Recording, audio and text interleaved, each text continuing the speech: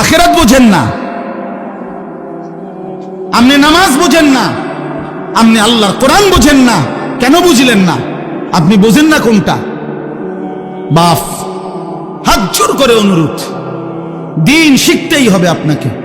সবাই নিয়ম মাফিক মাদ্রাসার সবগুলো ক্লাস পড়া জরুরি না, কথা বোঝেন নাই, কিন্তু চলনসই আখিরাতে মুক্তি পাবেন এতটুকু দিন শিখা, এতটুকু সূরা কেরাত, দোয়া, কালাম, ওযু, নামাজ, হজ, যাকাত ঠিক করা, এটা জরুরি।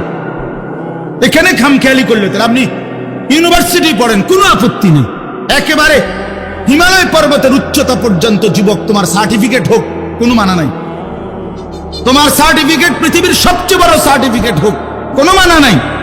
আল্লাহর কোরআন পড়তে পারো না কেন? 16 বছরে মুসলমান সন্তান কিংবা বাপ কারো মনে পড়লো না আল্লাহর কোরআনের কথা? কি নাফরমান ওই বাপ, কি নাফরমান ওই সন্তান, যে বাপেরও কোনোদিন মনে পড়লো না আমি সন্তান, আমার মুসলমান, 16টা বছর আমি এই সন্তানের পিছনে কত লক্ষ কোটি টাকা খরচ করলাম, অথচ আমার সন্তান আল্লাহর কোরআন পড়তে পারে না। এই সন্তানও বলল না একটাবার আমারে আপনি কি ফরাইলেন বাপ, আমি কেন আমার মালিকের কালাম পড়তে পারি না?